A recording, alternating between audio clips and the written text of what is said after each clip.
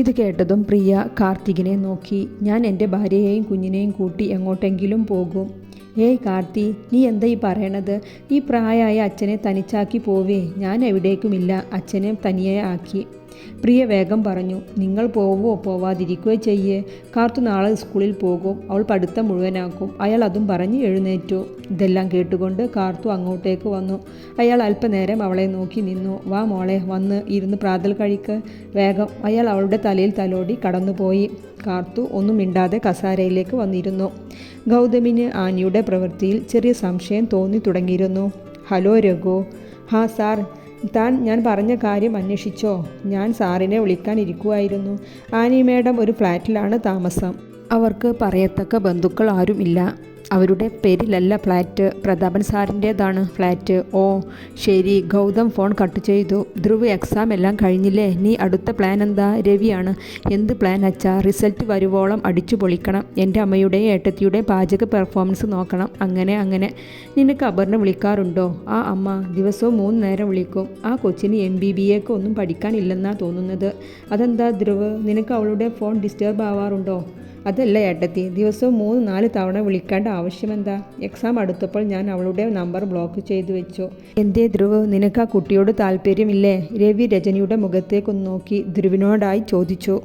താല്പര്യം ഇല്ലേ എന്ന് ചോദിച്ചാൽ എനിക്ക് പ്രത്യേക ഫീലൊന്നും ഇതുവരെ തോന്നിയിട്ടില്ല. പിന്നെ പ്രകാശ് അങ്കിൾ അറിയുന്നവർ ആയപ്പോൾ എൻ്റെ ഏട്ടത്തിയെ പോലെ നമ്മുടെ കുടുംബത്തെ ഒരുമയിൽ കൊണ്ടു നടക്കും എന്ന് തോന്നി. നീ ഫോൺ വിളിച്ചപ്പോൾ ഞാൻ പറഞ്ഞിരുന്നില്ലേ മോനെ അവർ ഇവിടെ വന്ന വിവരം? അവർക്ക് എൻഗേജ്മെൻറ്റ് കഴിച്ചു വെക്കാൻ താല്പര്യമുണ്ടെന്ന്. അച്ഛൻ്റെയും അമ്മയുടെയും താല്പര്യം പോലെ എല്ലാം ചെയ്യൂ. എനിക്ക് പ്രത്യേകിച്ച് അഭിപ്രായമൊന്നുമില്ല. വിവാഹം കഴിഞ്ഞിട്ട് പ്രണയിക്കുന്ന ദമ്പതിമാരുണ്ടല്ലോ. ഞാൻ വിവാഹം കഴിഞ്ഞിട്ട് അവളെ പ്രണയിക്കാം നോക്കാം. എന്തേ?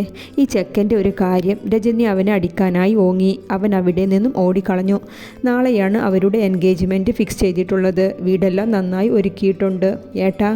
ആ ധ്രുവ്, നാളെയെങ്കിലും ഏട്ടൻ ഫ്രീ ആവില്ലേ? പിന്നെ ഫ്രീ ആവാതെ. നാളെ ഫുൾ ടൈം ഞാൻ എൻ്റെ പൊന്നനിയൻ്റെ കൂടെ ഉണ്ടാകും. എൻഗേജ്മെൻറ്റ് രാത്രിയിലല്ലേ? ഞാൻ 5 മണിക്ക് ഇവിടെ ഉണ്ടാകും. പോരെ? പാറു നാളെ ഉടുക്കാനുള്ള സാരിയൊക്കെ റെഡിയാക്കുവാനുള്ള തിരക്കിലാണ്. ഗൗതം അവളെ ബാക്കിലൂടെ പൊക്കിയെടുത്ത് കൊണ്ടുപോയി റൂമിലുള്ള ടേബിളിൽ കൊണ്ടിരുത്തി. പാറു ഒന്ന് ഞെട്ടി. ഗൗതം അവളുടെ കാലുകളെ അകത്തി വെച്ച് അവളുടെ അടുത്തേക്ക് ചേർന്ന് നിന്നു. അവളുടെ ചുവന്ന ചുണ്ടിലേക്ക് നോക്കി നിന്നു. പിന്നെ മെല്ലെ തൻ്റെ ചുണ്ടിനെ അതിലേക്ക് ചേർത്ത് വെച്ചു. അവർ മത്സരിച്ച് ചുംബിച്ചു. ഇരുവരും ഇരു ചുണ്ടുകളും മാറി മാറി നുണഞ്ഞു. പാറുവിൻ്റെ കാലുകൾ അവൻ്റെ അരക്കെട്ടിൽ പിണച്ചു വെച്ചു. അവളെ അങ്ങനെ എടുത്തു അവൻ ബെഡിലേക്ക് നടന്നു. അവരുടെ സിൽക്കാരം ആ റൂമിൽ നിറഞ്ഞു നിന്നു. രവിയുടെ വീട്ടിൽ എൻഗേജ്മെൻറ്റ് പാർട്ടി എല്ലാ തയ്യാറെടുപ്പുകളും കഴിഞ്ഞിരുന്നു. ആധുനിക രീതിയിൽ അലങ്കരിച്ച സ്റ്റേജിൽ ധ്രുവും അപർണയും ഒരുങ്ങി നിൽക്കുന്നുണ്ട്. ധ്രുവ് ലൈറ്റ് ബ്ലൂ കളർ ജുബ്ബയും മുണ്ടും, അപർണ സെയിം കളർ ഗൗൺ ആണ് ധരിച്ചിരിക്കുന്നത്. പാറു ഗൗതമിനുള്ള റെഡ് കളർ ഷർട്ടും മുണ്ടും റെഡിയാക്കി വെച്ചിട്ടുണ്ട്. സെയിം റെഡ് സാരിയിൽ പാറു സുന്ദരിയായി ഒരുങ്ങിയിറങ്ങി. ഏട്ടത്തി.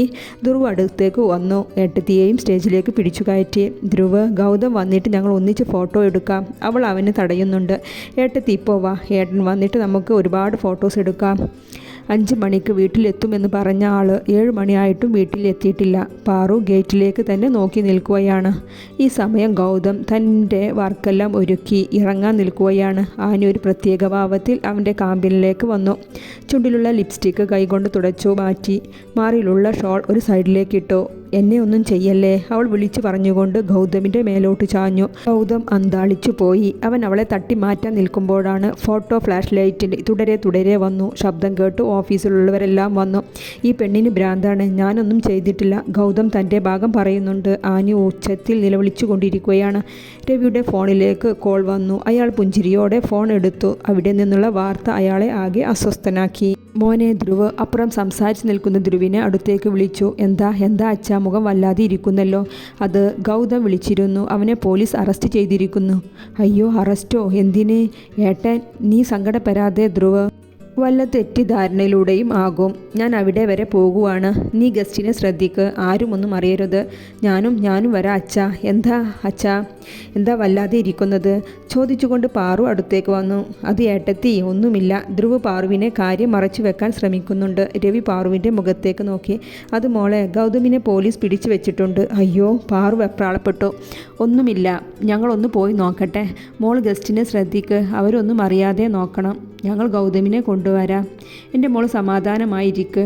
അമ്മ ഒന്നും അറിയരുത് കേട്ടോ.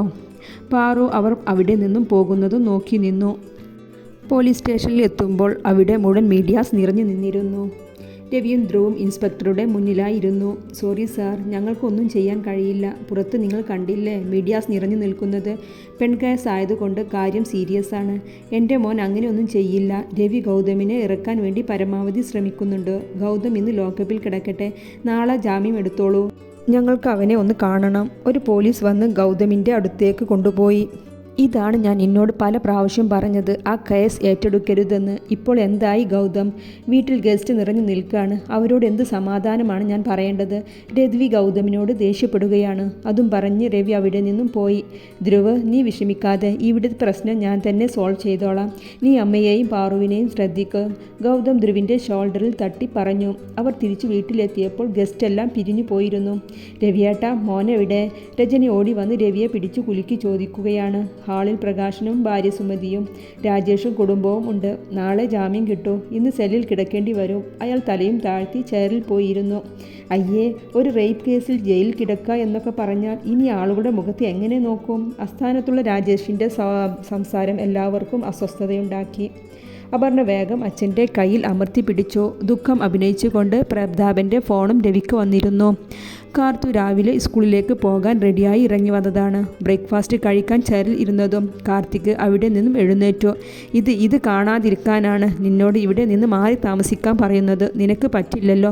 പ്രിയയോട് ദേഷ്യപ്പെട്ട് അവൻ ഭക്ഷണം കഴിക്കാതെ പോയി.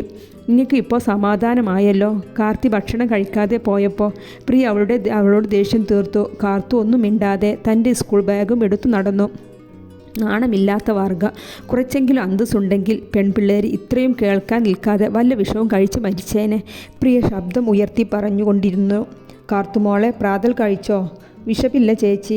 അയ്യോ, മുതലാളി പറഞ്ഞിരുന്നു കുഞ്ഞിനെ ഭക്ഷണം കഴിക്കാതെ സ്കൂളിൽ വിടരുതെന്ന്. ചന്ദ്രിക, പ്രിയ ഉറക്കെ വിളിച്ചു. നിന്നോട് മുറി തൂത്ത് വൃത്തിയാക്കാൻ പറഞ്ഞതല്ലേ, അത് ചെയ്യാതെ അവളെ സൽക്കരിക്കുകയാണ്. പ്രിയ പറഞ്ഞുകൊണ്ടിരിക്കുകയാണ്. രാവിലെ ഗൗതമിൻ്റെ ജാമ്യം വാങ്ങിച്ച് വീട്ടിലെത്തിയതാണ്. വീട്ടിൽ മുന്നിൽ വലിയൊരു ജനക്കൂട്ടം ഉണ്ടായിരുന്നു. ഗൗതമിനെ കണ്ടതും രജനി ഓടി വന്ന് കെട്ടിപ്പിടിച്ചു. ഗൗതം, നിന്നോട് ഞാൻ പറഞ്ഞതല്ലേ, ഇനി എങ്ങനെ തല ഉയർത്തി നടക്കും? ഇതുവരെ എനിക്ക് ആരുടെ മുന്നിലും ഇങ്ങനെ ഒരു അവസ്ഥ നിൽക്കേണ്ടി വന്നിട്ടില്ല. നീ കാരണം, നിന്റെ ഓവർ സ്മാർട്ട് കാരണം. അച്ഛാ, ആ സ്ത്രീ എന്നെ കുടുക്കിയതല്ലേ. ഞാൻ മിണ്ടരുത്. നീ, നിന്റെ അമ്മ, ഭാര്യ, സഹോദരൻ, ഞാൻ എല്ലാവരും നിന്നെ വിശ്വസിക്കാം. ഈ ലോകത്തെ നീ എങ്ങനെ വിശ്വസിപ്പിക്കും? രവി തൻ്റെ ദേഷ്യം, മാനസിക സംഘർഷമെല്ലാം ഗൗതമിനോട് തീർത്തു. രവിയേട്ടാ, നിർത്ത്.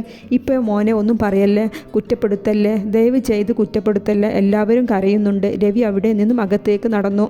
ഗൗതം ആരെയും നോക്കാതെ അവിടെ നിന്നും പോയി. പാറു അവൻ്റെ പിറകെയും. കാർത്തു തൻ്റെ ഫ്രണ്ട്സ് ഗ്രൗണ്ടിൽ ഇരിക്കുന്നത് കണ്ട് അവരുടെ അടുത്തേക്ക് വന്നു. നിങ്ങൾ ഇവിടെ ഇരിക്കുന്നുണ്ടായിരുന്നോ? ഞാൻ എവിടെയെല്ലാം തിരക്കി. അതും പറഞ്ഞുകൊണ്ട് ഒഴിഞ്ഞ കസേരയിലേക്ക് ഇരുന്നു. ലക്ഷ്മി, നിൻ്റെ ബയോളജി നോട്ട് ഒന്ന് താ. എൻ്റെ ഒരുപാട് ക്ലാസ് മിസ്സായിട്ടുണ്ട്. അത് കാർത്തു, ഞാൻ ഇന്ന് നോട്ട് കൊണ്ടുവന്നില്ലല്ലോ. എന്നാൽ ഫിസിക്സ് താ. ലക്ഷ്മി കൂടെയുള്ള ഫ്രണ്ട്സിനെ എല്ലാം ഒന്ന് നോക്കി. കാർത്തു, നീ ഒന്നും വിചാരിക്കരുത്. എൻ്റെ ഒരു നോട്ട്സും തരാൻ എനിക്ക് താല്പര്യമില്ല. നിനക്കറിയോ, നിന്നെ കാണാതായിട്ട് നിൻ്റെ ഏട്ടത്തി എൻ്റെ വീട്ടിലേക്ക് ഫോൺ ചെയ്തിരുന്നു. ഫോൺ എടുത്തത് എൻ്റെ മുത്തശ്ശിയും. നീ ഒരു ചെക്കൻ്റെ കൂടെ ഒളിച്ചോടി എന്നതെല്ലാം നിൻ്റെ ഏട്ടത്തി മുത്തശ്ശിയോട് പറഞ്ഞു. എനിക്ക് എത്ര വഴക്ക് കേട്ടെന്നോ.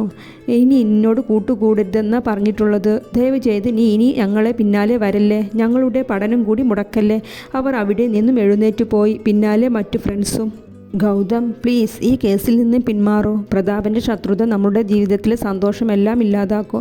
പാറു, നിനക്ക് എന്നെ വിശ്വാസമില്ലേ? ഗൗതം അവളുടെ കൈകൾ കൂട്ടിപ്പിടിച്ച് ചോദിച്ചു. എനിക്ക് എൻ്റെ ഗൗതമിനെ വിശ്വാസമാണ് ഒരുപാട്. പക്ഷേ അച്ഛൻ്റെ വാക്ക് ധിക്കരിച്ച് ഈ കേസ് വാദിക്കല്ലേ പ്ലീസ്. പാറു, പകുതിയിൽ വെച്ച് നിർത്താൻ എനിക്ക് താല്പര്യമില്ല. ആ ശ്രുതിയുടെ ആത്മാഭിമാനത്തിന് യാതൊരു വിലയും നൽകണ്ടേ ഞാൻ? പാറു, നീ റെസ്റ്റ് എടുക്ക്. എനിക്കൊന്ന് പുറത്തേക്ക് പോകേണ്ട ആവശ്യമുണ്ട്. അതും പറഞ്ഞ് ഗൗതം കാറിൻ്റെ കീയും എടുത്ത് പുറത്തേക്ക് നടന്നു. പ്രതാപൻ്റെ ആളുകൾ അവനെ ഫോളോ ചെയ്യുന്നുണ്ടായിരുന്നു. ആളൊഴിഞ്ഞ ഒരു ഇടം എത്തിയതും ഓവർ സ്പീഡിൽ വരുന്ന ടിപ്പർ ലോറി അവൻ്റെ കാറിലേക്ക് തട്ടിത്തെറിപ്പിച്ചു കളഞ്ഞു.